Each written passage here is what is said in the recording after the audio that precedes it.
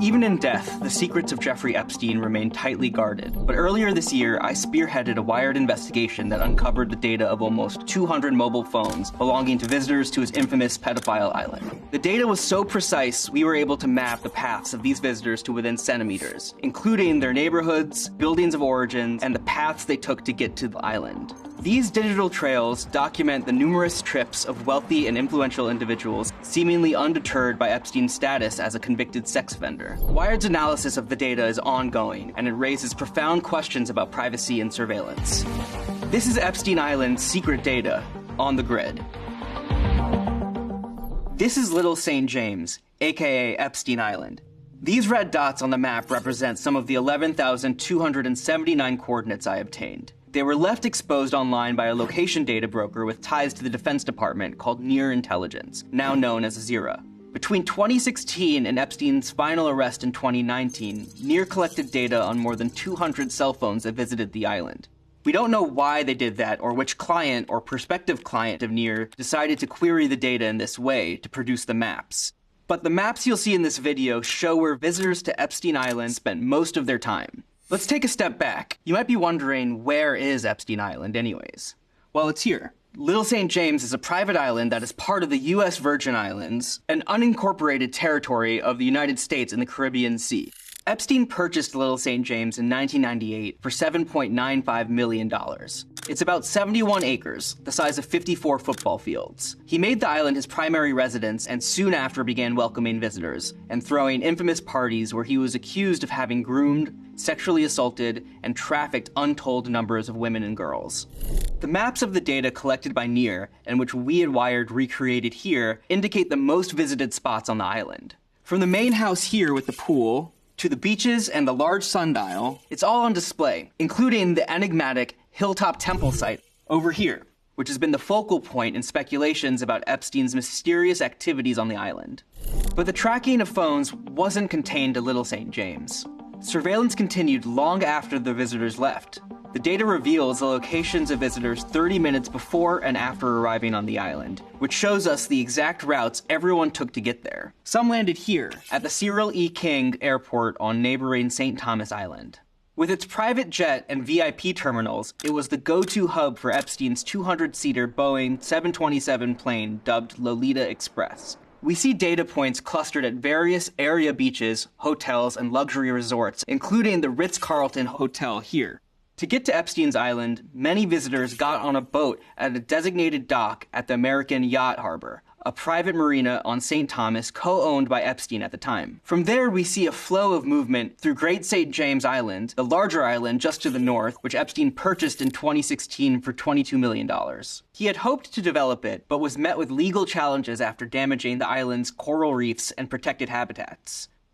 The data then traces visitors' movements as they are ferried to Epstein's private dock on Little St. James.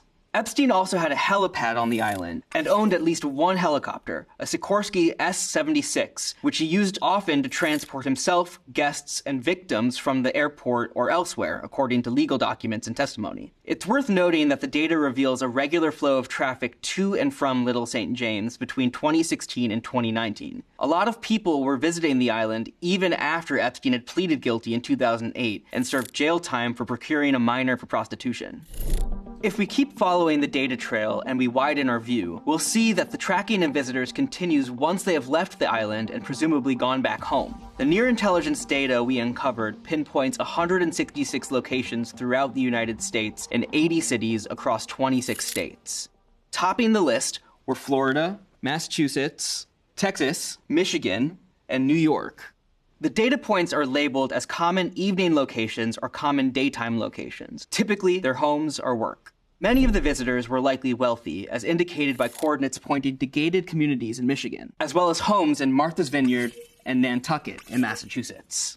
We even have data points from a downtown Miami nightclub, and also the sidewalk across the street from Trump Tower in New York City. Before we jump to conclusions, some sources have highlighted interactions between Donald Trump and Jeffrey Epstein at social events. But after Epstein's 2008 conviction, there are no verified reports of Trump maintaining a relationship with a convicted pedophile.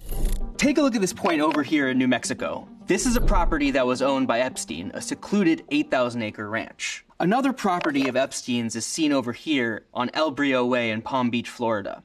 This waterfront mansion was sold, demolished, and is now being rebuilt. But it was where prosecutors claimed Epstein trafficked numerous underage girls with the intention of molesting and abusing them. But we don't just see the coordinates of wealthy homes amongst the data. The median household income of Palm Beach is more than twice that of nearby communities where we also see data points. Some of these points could represent victims or employees who worked on the island, which is why we're careful about revealing names and continue to carefully analyze the data. If we zoom out more, we notice something strange. There are no data points anywhere in Europe. Does this mean it was strictly Americans visiting Jeffrey Epstein on his island? No. We do see data points from the cache identifying origin cities in Australia, the Cayman Islands, and way over here in Kyiv in Ukraine. We know that Epstein himself had a place in Paris. And we know from victim testimony and flight logs that his associate, Jean-Luc Brunel, owner of a modeling agency in Paris, did visit the island. So why don't we see these data points? One possibility could be Europe's extensive privacy laws. Considered the strongest privacy and security law in the world, the General Data Protection Regulation, GDPR, gives Europeans robust rights to their personal data, even outside of Europe. Under comparatively lax US privacy laws, Near Intelligence was able to source its location data for this precision surveillance. To explain how this data might have been collected in the first place, we need to talk about the world of digital advertising and data brokers. The reason you get a targeted ad displayed on an app or a website is because apps on your phone have been transmitting information about you to ad exchanges and real-time bidding platforms. That information often includes your location data. Data brokers like Near Intelligence extract, repackage, analyze, and sell the data from these ad platforms. In fact, according to internal company documents from 2019, Near Intelligence, which has roots in Singapore and Bengaluru, India, claimed to have information on around 1.6 billion people in 44 countries. They offer a platform for searching that allows their clients to query their vast dataset by drawing a box around a specific area like Little St. James. Near then provides insights about the devices it observed within the selected area. We don't know who or why someone searched Epstein Island, but the reports and maps they created were sitting unprotected and totally searchable as publicly accessible code. And that's where we found them.